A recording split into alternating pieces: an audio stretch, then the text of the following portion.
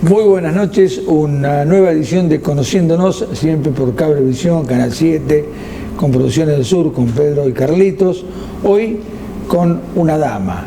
La verdad que se lo debíamos, porque por ahí teníamos muchos caballeros que venían a acompañarnos. Esta vez nos acompaña Gladys Lepri. Bienvenida y gracias por aceptar la invitación, digamos, ¿no? Bueno, muchas gracias, Julio. Estoy como en mi casa, en una cámara mi esposa, en otra cámara alguien que lo conozco desde chiquitito y que además fue alumno mío, así que estoy en casa. Estás tranquila. Estoy, pero tranquila. Comunicadora social, profesora, pero vamos a hablar primero de la vida de Gladys Lepri. Sí. Después vamos a hablar de la profesión, de todo lo que ha desarrollado en su vida, que son muchas cosas que tenemos y no tenemos tanto tiempo. Así que bien, vamos a arrancar con tu infancia, con tus padres. Bueno, mi papá, don Evaristo Lepri, nació en el pueblo de Los Cisnes, en la zona así sur de Córdoba. Mi mamá, Nelly Pico, nací en San Joaquín.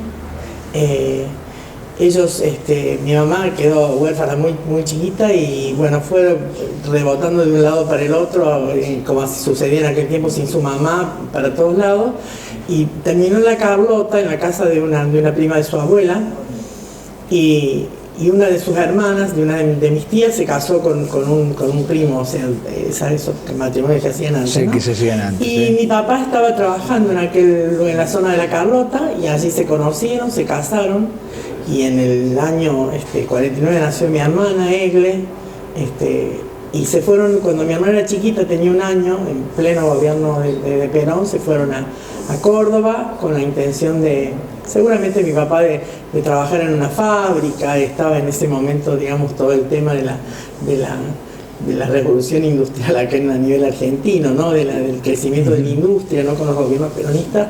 Y bueno, y allá fueron. Mi mamá cuando llegó estudió corte y confección y trabajó toda su vida de modista. Y bueno, mi papá no entró en una fábrica, trabajó en distintos lugares hasta que finalmente entró como administrativo en un hotel alojamiento y trabajó toda su vida ahí hasta que se jubiló. Vos decías, tu mamá, corte y confección. Sí. ¿Ha desaparecido eso ya ahora? No sé, porque antes era muy común. Diseños. Ahora se llama diseño. Mi mamá aprendió lo mismo que aprenden ahora cuando hablan las diseñadoras. Mi mamá hacía la ropa haciendo moldes, o sea, tomaba las medidas y te hacía un molde y te podía hacer el modelo que quisieras, porque además ella era muy creativa y tenía, digamos, esa creatividad para poder hacerlo, ¿no? Pero yo me refiero que, o sea, más allá de que existen, como decís vos, sí. Hoy casi todo viene ya enlatado, ya la prenda. Hecho. A mí me costó mucho acostumbrarme, porque toda la vida me cosió mi mamá y a mí fue el cambio de tener que ir a comprar una ropa hecha fue tremendo, porque uno cuando le cose la mamá y cosía también, claro, como la mía, sí. Claro, mi vieja era una artista cosiendo y entonces siempre yo le veía todos los defectos a la ropa, entonces nunca me gustaba. La escuela. Bueno, la escuela primaria fue para mí un derrotero, porque nosotros, mi papá y mi mamá no tenían casa propia, y en Córdoba es una ciudad donde vivimos cambiando siempre de lugar. Mi papá era de clase trabajadora, ¿no? Entonces alquilábamos un año estábamos en un barrio, otro en otro, y cada vez que cambiábamos de barrio cambiábamos de escuela. Así que para mí la primaria fue una frustración. Y cuando terminé y comencé para rendir la secundaria, en esa época que yo entré se rendía ingreso. Yo hice la primaria con 5 años, empecé con 5 años y terminé con ¿Eran los famosos oyentes o todavía no? No, a mí me tomaron un test con 5 años recién cumplidos, porque yo nací en diciembre, y me aceptaron porque supuestamente no sé, en esa época sí. No era como ahora que tenés que cumplir con determinados requisitos. Y yo fui y hice toda mi escuela primaria hasta que terminé en la escuela Mariano Moreno en barrio Alberdi, en Córdoba. Es la escuela que está en la misma manzana que está ahora la policía, la jefatura de policía, en la calle Santa Rosa y Santa Fe. Y ahí terminé la primaria. Y en esa época vivíamos en Alberdi, en la zona del barrio Clínicas. el legendario barrio Clínica, lleno de estudiantes de medicina y todo eso, ¿no? Y yo me acuerdo que le dije a mi mamá, en la escuela que me anote, nos vayamos a vivir a la China, yo no me cambio. O sea, voy a seguir yendo a esa escuela porque me había... Cansado, claro, y nunca, no tenemos, viste que hay gente que te dice, ay, me junté con mi promoción de la primaria. Yo no me acuerdo de nadie, solamente me acuerdo de una amiga que se sentaba conmigo en primer grado, que se llamaba Viviana Romero, y que íbamos al Pablo Julio Rodríguez, porque yo nací en Córdoba, en la ciudad de Córdoba, en el barrio de Nueva Córdoba, y tengo en común con el actual intendente de la Bulace que fuimos al mismo colegio, al Pablo Julio Rodríguez, ¿no? Que era un colegio que estaba ahí en esa zona. Un, ¿no? Colegio primario, escuela primaria. Cuando fui primero inferior y primero superior, ahí, en esa época había primero inferior, primero superior. Sí, en mi época también, sí. ¿No? Y después, y bueno, después de ahí, en la secundaria la hice me anoté, rendí el examen en una escuela que se llamaba Ricardo Rojas, que quedaba en la zona de Alto Palermo, en Córdoba. Justo ese año la dividieron a la escuela y todo el alumnado que tenía el colegio comercial era como acá Nacional y el comercial, ¿no? Tenía un bachillerato y un comercial.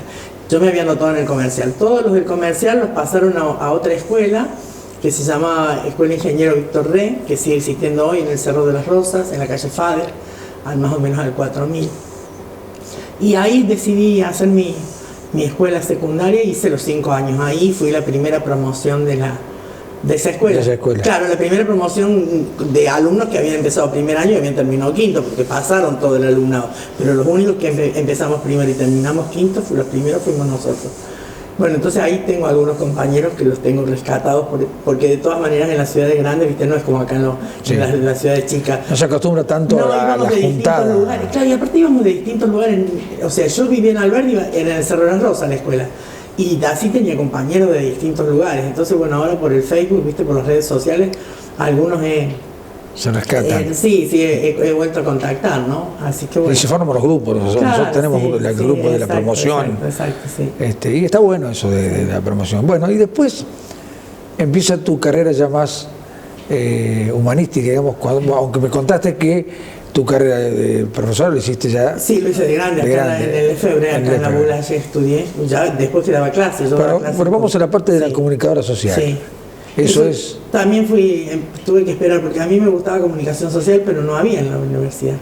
El año que yo terminé la secundaria con 16 años, porque cumplo en diciembre los años, así que terminé la escuela y cumplí los 17, porque había empezado con 5. Y no había comunicación social, y a mí la otra cosa que me gustaba era educación física, pero representaba... económicamente era más onerosa y nosotros no estábamos en condiciones en mi casa de hacer algo que fuera caro. Yo necesitaba trabajar y estudiar. Ayudarle a mi mamá con la costura, en algún momento tejí, trabajé en un bar, qué sé yo, hice de todo lo que se te puede ocurrir porque había que trabajar.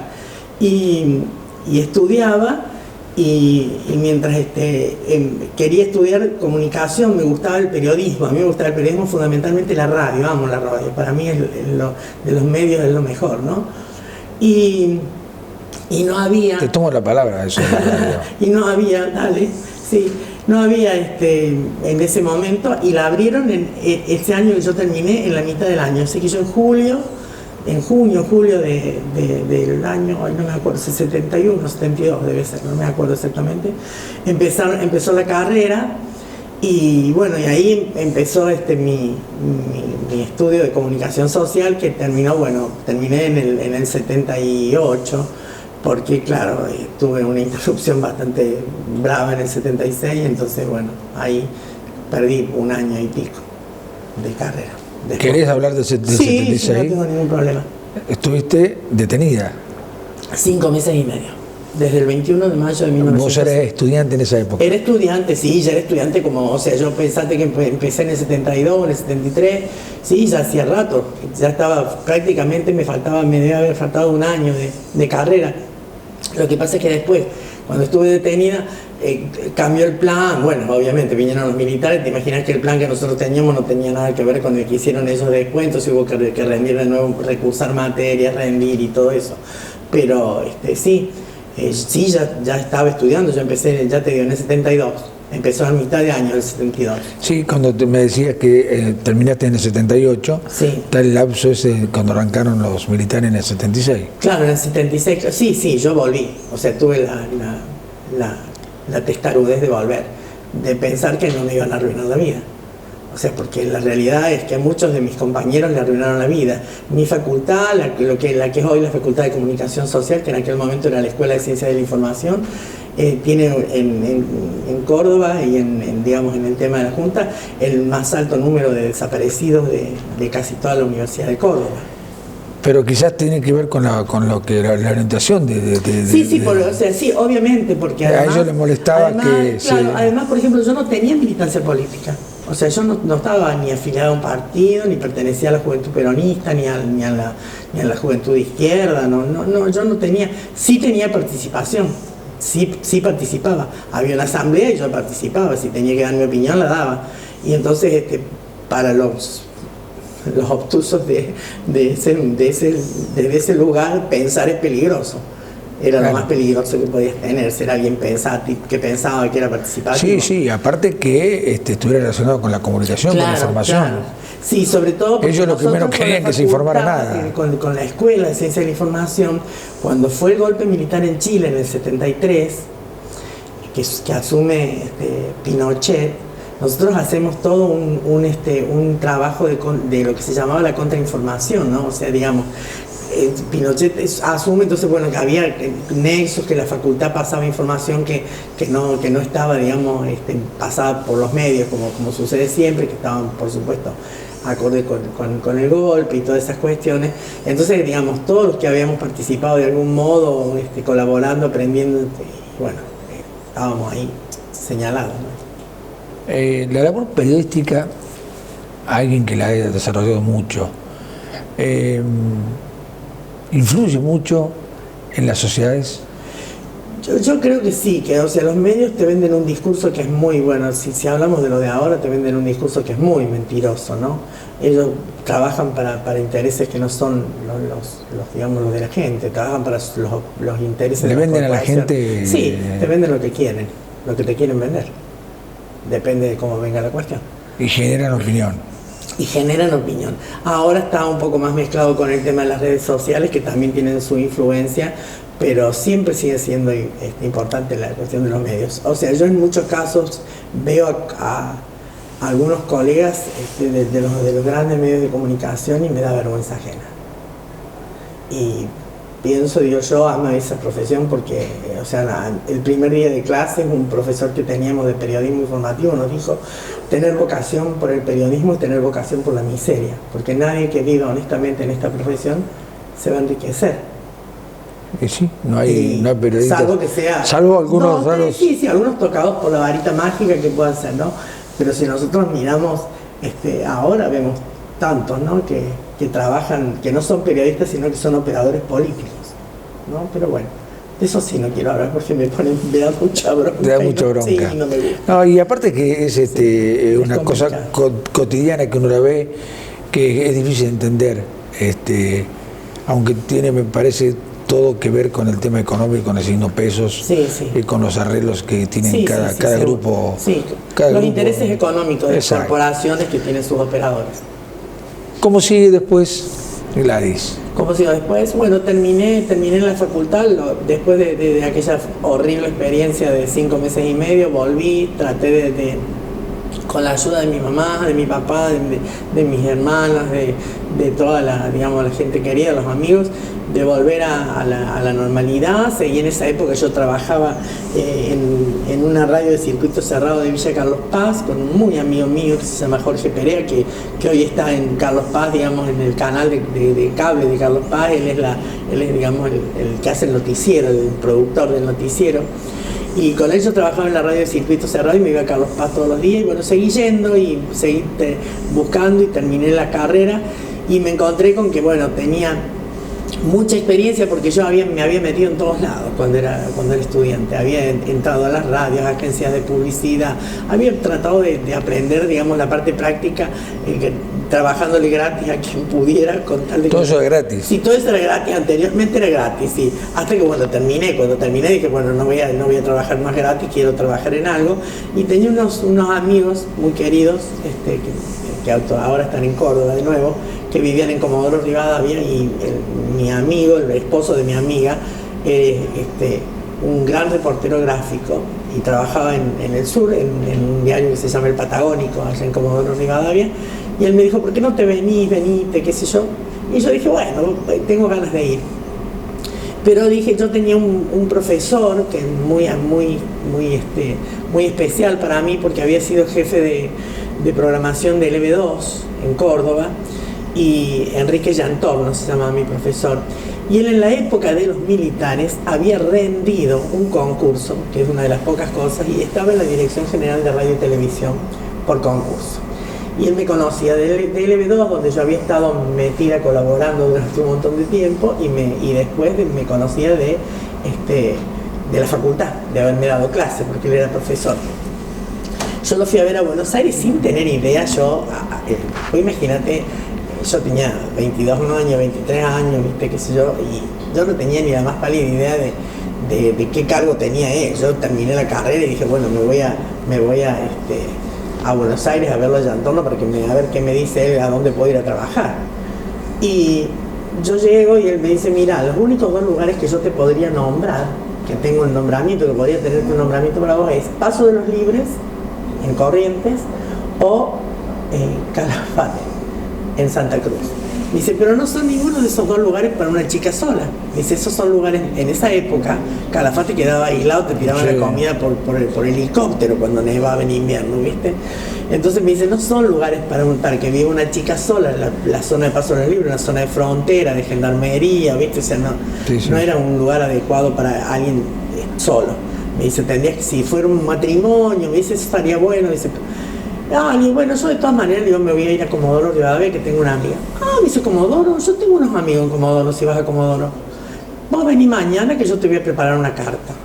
Y él me preparó una carta, que yo nunca leí. O sea, él me preparó la carta, me la dio en un sobre cerrado, yo la metí en mis cosas y partía en mi periplo, porque yo había juntado plata, había trabajado para juntarme la plata para los pasajes y todo, para irme a ver, fui a Río Negro primero, porque tenía una de mis primas, que son como mis hermanas, porque nos criamos juntas, y que se había casado y estaba ahí, y no conseguí nada, y después me voy a Comodoro, y cuando llegué a Comodoro, me dice mi amigo, bueno, vamos a ir a la radio. Le digo, yo tengo una carta que me dio mi profesor para la gente de la radio.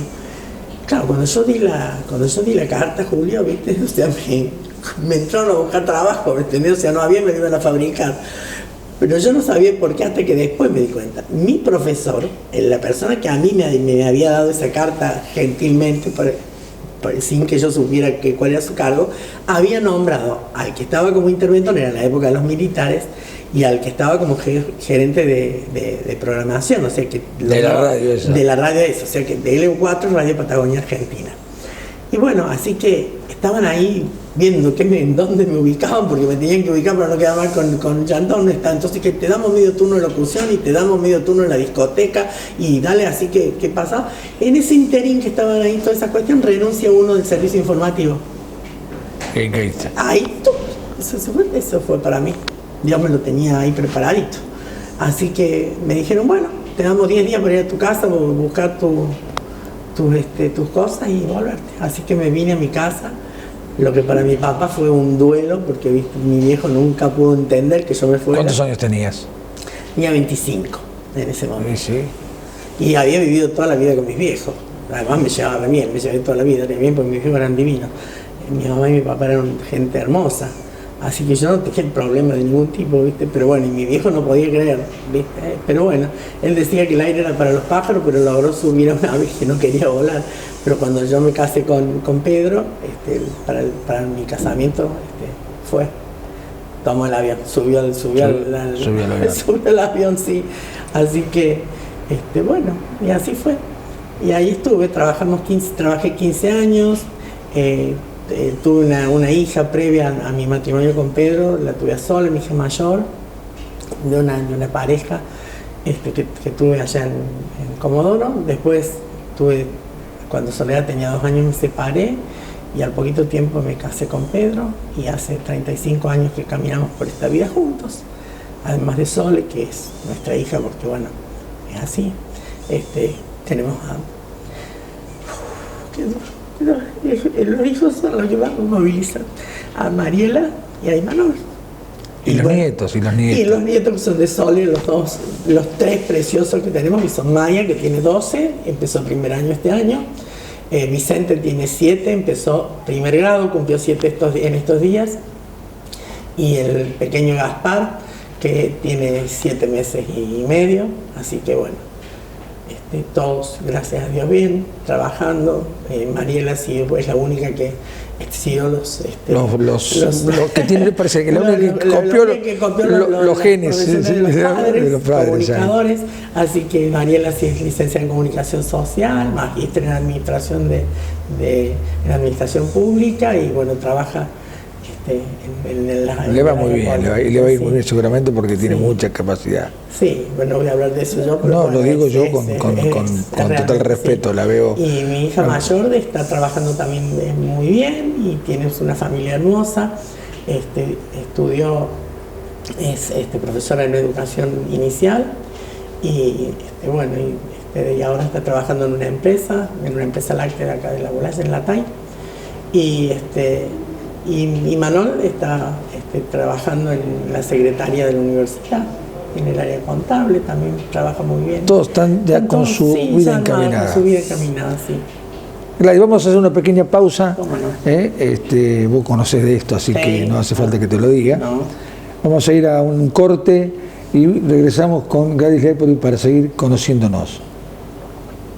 Agromaderas La Boulaye de Alberto Longo ofrece todo para el productor agropecuario. Además, tiene todo lo necesario para techar su vivienda: tirantería, machimbres, insecticidas, placas de yeso, perfilerías y accesorios. Consulte descuentos por pago contado. Agromaderas La Boulaye de Alberto Longo próximamente instalará su fábrica de mangas, bretes, tranqueras y portones en el nuevo Parque Industrial de La Boulaye.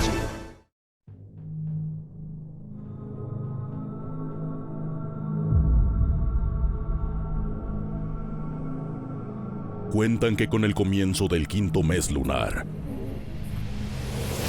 impulsado por los vientos calientes, la bestia retorna.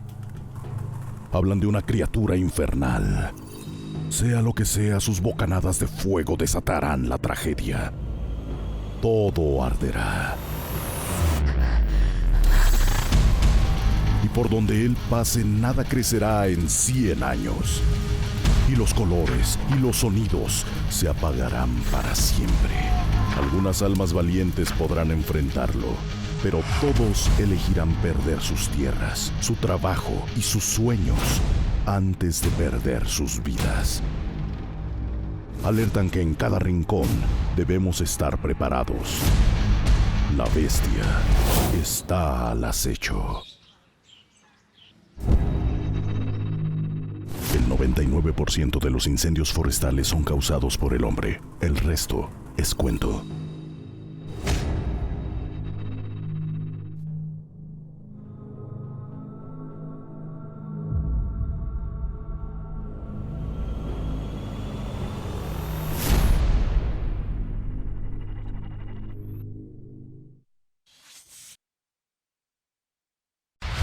Expo Buchardo 2019. Expo Buchardo 2019. Una de las muestras más imponentes del país. Cientos de stands. 20, 21 y 22 de septiembre. Un pueblo que se convierte en ciudad. En una muestra que es todo un clásico, un reflejo de la producción y el comercio. Tenemos todo preparado para que sea una de las muestras más importantes de los últimos años. Más de 15.000 personas nos visitaron y este año se espera el doble de cantidad. Expo Buchardo 2019, del 20 al 22 de septiembre en Buchardo, Córdoba. Una cita que no te podés perder. Expo Buchardo 2019, la muestra de la que todos hablan. Alberto y Armando Chiapelo Hierros, nuevo local, nuevos servicios. Corte plasma para toda medida de chapas, chapas para techo, cortes a medida, perfilería en general. Para la construcción tenemos hierros, columnas armadas, mallas metal, desplegadas, tejidos Rambo, mallas galvanizadas. En acero inoxidable, todos los accesorios para armar barandas a un costo muy accesible. Para la vivienda, veletas, buzones, canastos para residuos, etc. Alberto y Armando Chiapelo Hierros. Estamos en Caseros 142. El teléfono 427-175.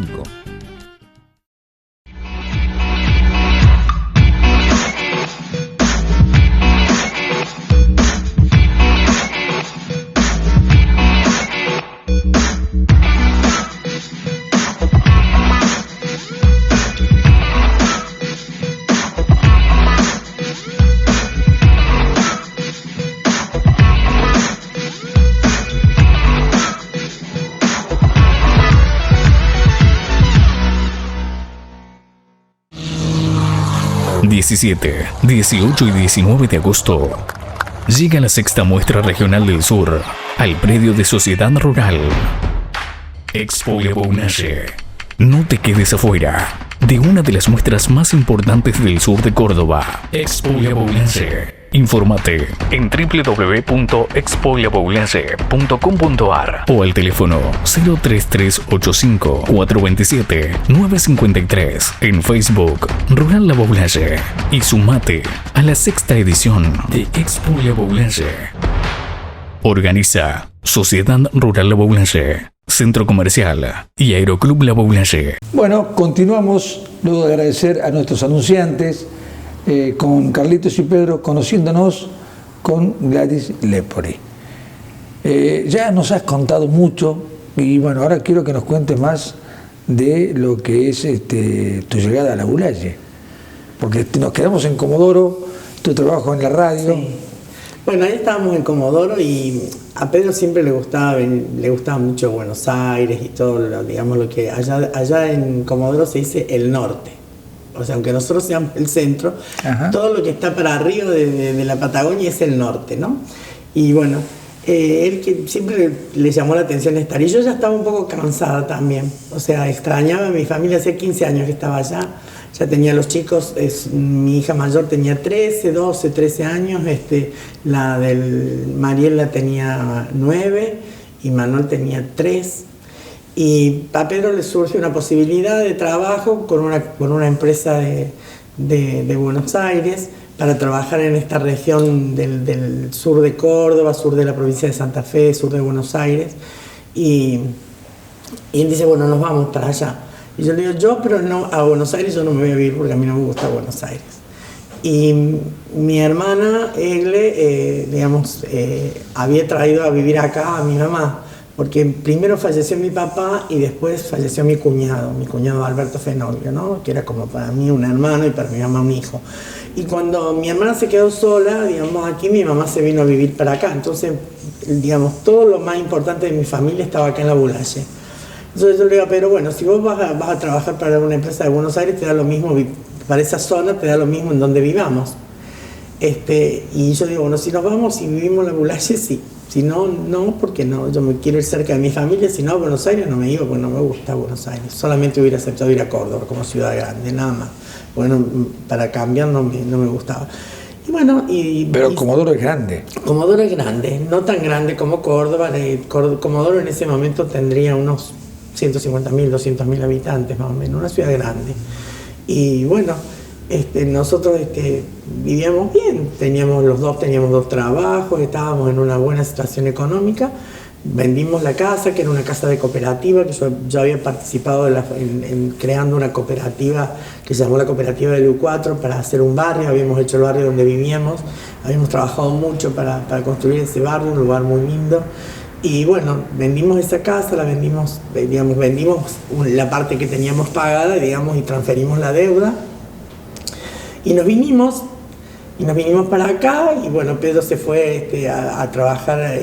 Pedro todavía se quedó, cuando hicimos el primer cambio, todavía se quedó un tiempo más allá en Comodoro, unos meses más, porque nosotros nos vinimos para tratar de empezar el año lectivo de los chicos que no tuvieran que venir en la mitad del año. Y en la mitad del año él empezó con su trabajo, qué sé yo, bueno, compramos, nos trasladamos acá. Pero tuvimos bueno, yo en esa época ya conocía al Señor, yo cambié, mi vida cambió mucho cuando nació, después que falleció mi padre. Tuve una experiencia muy profunda con Cristo y bueno, ahí comencé a cambiar, cambié de algún modo, cambié de iglesia, no de creencia, porque seguí creyendo en Cristo, pero tuve una experiencia muy, muy buena, muy importante para mí. Y bueno, cuando nos veníamos para acá yo había orado bastante y yo trabajaba en la iglesia de allá, trabajaba mucho, digamos, servía mucho al Señor, aparte de mi profesión, ¿no? Y bueno, había consultado de alguna manera con el Señor si nos teníamos que venir, y tenía la convicción de que tenía que venirme para aquí, para La Muralla. Y nos vinimos y bueno, Pedro se queda así, o sea, al poquito tiempo que Pedro empieza con esa empresa, fue en esa época también de mucho cambio, era en el 90 y pico, ¿viste? Nos vinimos en el 94 acá, a fines del 94 llegamos. Duros, ¿no? Sí, a fines del 94 llegamos acá, un 19 de diciembre de 1994 llegamos acá a La Bulalle, va a ser ahora este año 25 años, a fin de año. Y bueno, y él se quedó, al poco tiempo él se quedó sin trabajo, o sea, la empresa era una empresa que se fusionó con otra y claro, los últimos que habían entrado como empleados quedaron fuera. Bueno, y estábamos nosotros acá con los chicos y Pedro en Buenos Aires porque él empezó a trabajar en una empresa, en una productora y empezó a dar vueltas y todo eso y bueno, y fue un tiempo muy difícil porque, difícil pero de mucho aprendizaje.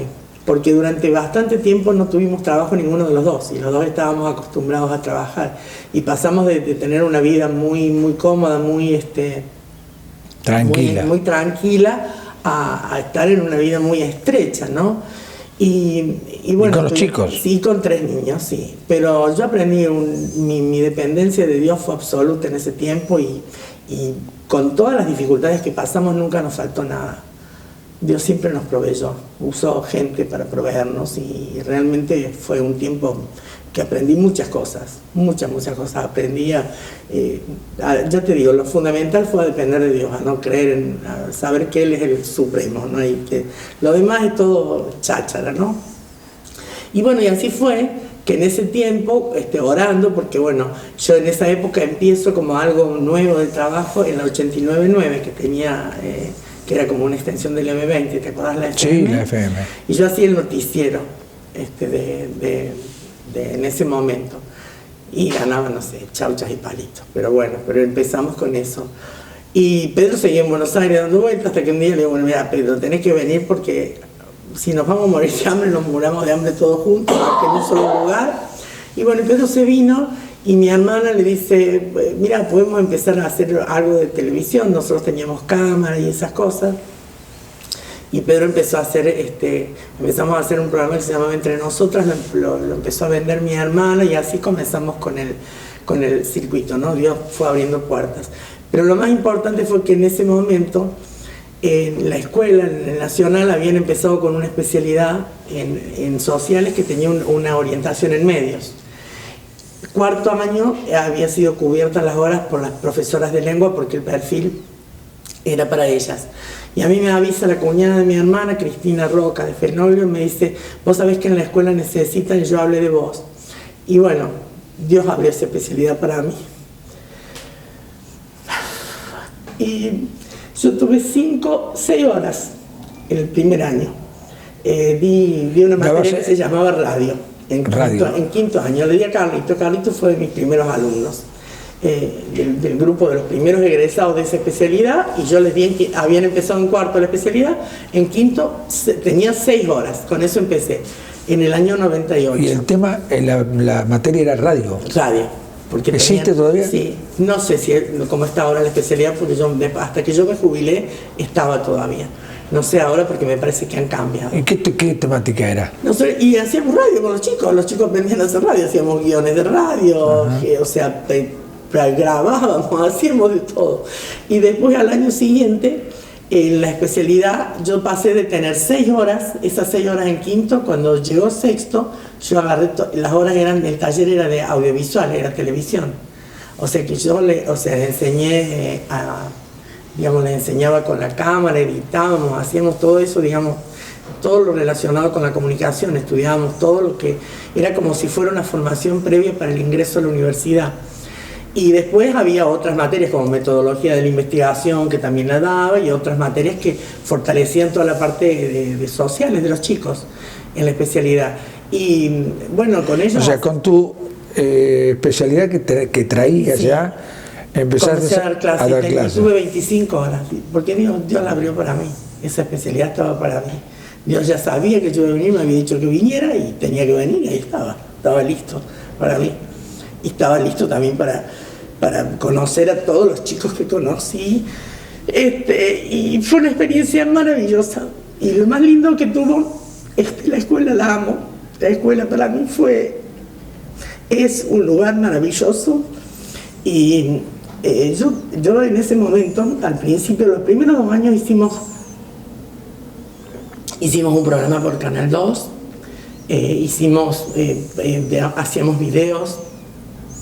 Pero a los 2 o 3 años yo le digo a un grupo de gente de la escuela, y si hacemos unas olimpiadas comunicacionales, y un montón de los que estaban ahí me dijeron, no va a funcionar, los chicos no van, qué sé yo. Y una profesora, que se llama Laura Fenoglio, ella me dijo, si vos querés hacer ese proyecto, hacelo. Le digo, lo que pasa es que yo no tenía en ese momento las herramientas de docente. Le digo, yo no sé cómo hacer un proyecto. O sea, yo vengo y doy clases de lo mío, y entonces es fácil dar clases de lo que uno conoce. Pero no tenía las herramientas, no tenía la pedagogía. Para hacerlo. Dice, vos no te hagas problema, dice que nos sentamos, vos me decís qué es lo que querés hacer, yo te hago el proyecto. Y nos sentamos y hicimos el proyecto. Y la escuela lo aceptó. Y empezamos a hacer las Olimpiadas Comunicacionales, que durante 15 años fueron el proyecto más importante que tuvo la escuela, el IPEM 278, y se conoció el nacional sí. por las Olimpiadas. Y para mí fueron una satisfacción tremenda, porque además venían chicos de toda la zona, o sea, fue hermoso y fue un proyecto, digamos, que parecía que no iba a funcionar, pero funcionó, digamos, porque los chicos, cuando uno los deja expresarse, lo hacen, y lo hacen bien, y si tienen buenas, si uno sabe guiarlos y sabe crear un vínculo con ellos, es así, qué sé yo. Me da pena porque la escuela no lo tiene más, y vos sabés que hace 2 años que no lo tiene, me parece. Y 2 o 3 años, no me acuerdo ahora. Y yo leía, cuando la suspendieron, leí comentarios de chicos, alumnos míos, como Maxi Chapezoni, que es periodista en Río Cuarto, o otros chicos que a lo mejor no fueron alumnos de Nacional, pero que vinieron a participar en de las Olimpiadas, y eso los determinó a estudiar después en cine, o a estudiar televisión, o a ir a algo relacionado con la comunicación. Que decían, ¿no? que pena que se hubiera suspendido, porque era realmente un proyecto. O sea, que ahora no se hace más. No se hace más, creo que hace 2 o 3 años que no se hace más, después que yo me jubilé. Y qué bueno que está, yo me entero ahora, el tema de la actividad en cuanto a enseñar radio y esas cosas, porque yo siempre digo que yo hago radio, hago televisión porque soy un atrevido nada más, porque no tengo Bueno, ninguna... por ejemplo, los chicos que trabajan con Carlitos Martina, por ejemplo, el Turco Loza, que es conocido, él fue alumno mío. El chico que trabajaba antes, Leandro Mayorga, que ahora está estudiando música, él también trabajó con Carlitos, y también fue alumno del egresado de Sociales de Nacional. Tenía una base, y muchos de los chicos, Carlitos él fue a estudiar a la Metro, y otros fueron, como mi hija, fueron a estudiar, o como Andrés Jones, que ahora está en San Juan y que hace toda la parte de ¿cómo se dice? No me acuerdo, tiene un nombre, lo que hacen, esos que son como hologramas, que hacen toda la parte virtual de la Fiesta Nacional del Sol, y él también, digamos, sus primeras armas las hizo en la escuela, ¿no? Y después, a partir de ahí se fue perfeccionando un montón, o sea, y no me acuerdo ahora, pero tengo una cantidad de chicos que fueron a estudiar carreras relacionadas bien con esto, con la comunicación, o bien con toda la parte humanística, que también era una parte muy fuerte, digamos, con profesores como el Chacho Tabela, con María Cristina Llama, hubo gente muy fuerte, digamos, dentro de la especialidad, y la especialidad se hizo una especialidad importante, y lo a mí me cargaban y decían que sacábamos los chicos con el sello acá que decía a comunicación, ¿no? Pero es que es realmente atrapante. Yo siempre, sí, es hermoso. yo trabajé muchos años en lo que es la telefonía, ¿no? En Entel, en la vieja Entel. Y siempre bromeaba y decía que mi título era licenciado en Ciencias de la Comunicación y no tenía ni idea de lo que estaba diciendo, ¿no? Porque era una broma. Y después con el tiempo, fíjate vos cómo uno termina haciendo de comunicador, con un gran atrevimiento. Yo siempre lo destaco porque yo empecé en el tema radio con lo que es el turf. Sí, me acuerdo. Con eso empezamos. Por eso un tiempo estuve en el EB20 y ibas a hacer un programa de turf. Era hacer el programa de turf. Eso fue mi primera arma. Lo hicimos durante casi 20 años. Qué bárbaro. Pero bueno, ahora tenemos que hablar de vos. Sí. De mí no hace falta opinar mucho. ¿Cómo sigue? Porque después de grande me decías, te perfeccionaste y hiciste una carrera.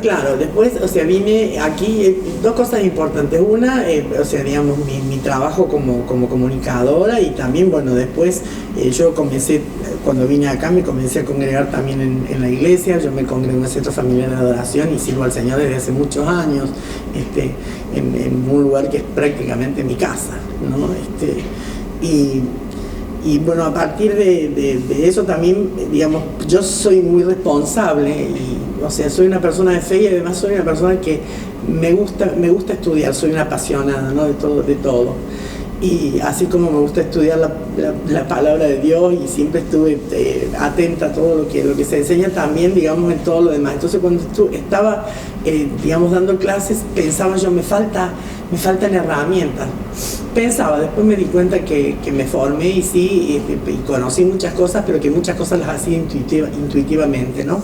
Entonces decidí estudiar la carrera de lengua, el profesorado de lengua y literatura. Y hice los 4 años acá en el Lefebvre, cuando abrieron por segunda vez la carrera, la segunda promoción, y realmente fue una experiencia hermosa la de estudiar, volver a estudiar. Tenía 40 y pico de años cuando estudié, me recibí en el 2004. Y después, bueno, fui cambiando horas de comunicación por horas de lengua, cuando, digamos, por ahí, yo cuando empecé había dos cursos de cada materia, entonces fui dejando los segundos cursos, que son las divisiones que se cierran, y fui tomando horas de lengua. Y bueno, cuando me jubilé en el 2015, tenía la mitad de horas de lengua y la mitad de horas de comunicación, dando clases. ¿Tuviste una incursión en la política, se puede decir, cuando estuviste en algún cargo? Sí, o sea, en realidad no tuve una incursión en la política. Vos sabés que no me gustó el tema, o sea, yo fui porque en su momento Alicia Pregno me convoca para el Tribunal de Cuentas, sí. Y bueno, y me acerqué porque era, digamos, confiaba, digamos, en Alicia, en ella, porque bueno, cercano, por supuesto, a mi pensamiento político, pero yo creo que sirvo más desde otro lugar, ¿no? O sea, a mí me sigue gustando. El día de hoy coordino 2 talleres en el centro de jubilados, y a mí me encanta enseñar. Lo veo por Facebook. Sí, yo coordino la fotografía. Claro, fotografía y literatura, y me gusta hacerlo, o sea, lo disfruto mucho, me gusta. A mí, yo soy un ser social eminentemente, me gusta mucho estar con gente, y creo que tengo cosas para dar, que Dios ha puesto en mí para dar a otros, y que esos son los lugares, ¿no? Ese legado que manifestás de la fe, sí. ¿Te impulsa a hacer todo eso? Sí, yo creo que yo amo a Dios, amo a Cristo, vivo por Él, y para mí es el eje de mi vida. Y entonces yo, de la forma en que soy, creo que manifiesto lo que tengo. O sea, que no es que la gente que me conoce sabe que no me la paso hablando de Dios, pero que cuando uno es...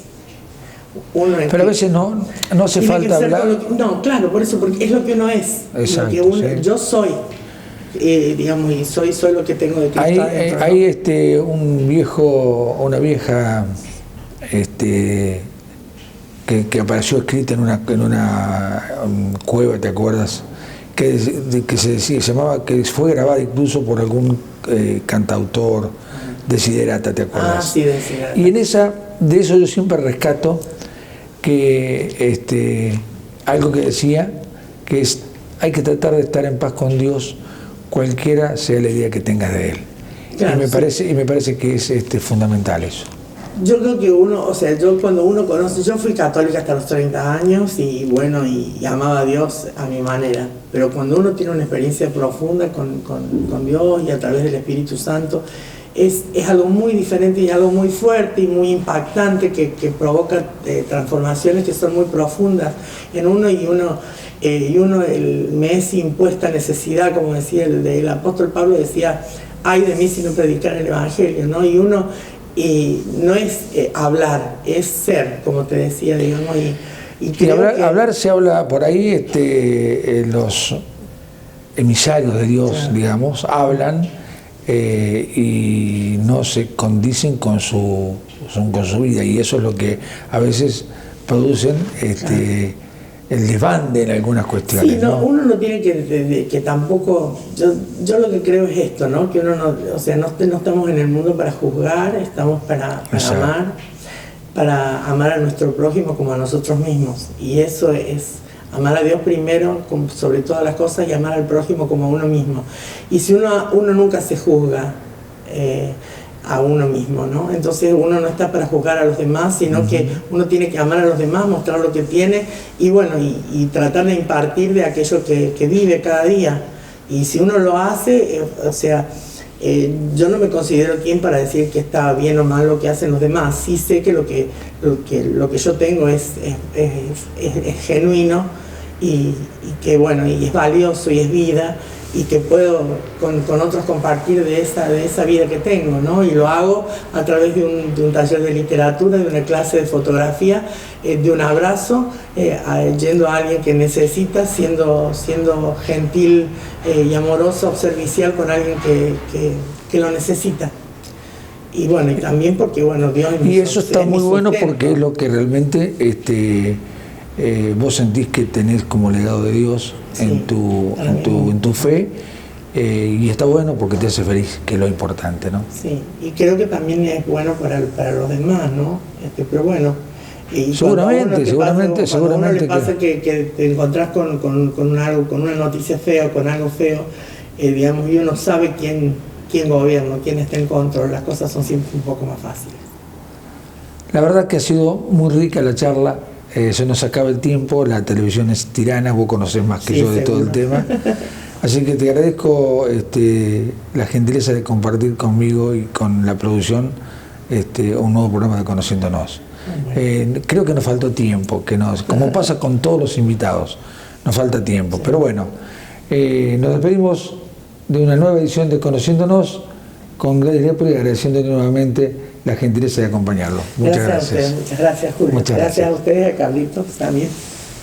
Nos encontramos el próximo viernes para una nueva edición de Conociéndonos, siempre por Cablevisión, desde Hotel Aurella, a quien agradecemos la gentileza de prestarnos las instalaciones, y con la producción, con Producciones del Sur, digamos, con Carlitos y con Pedro.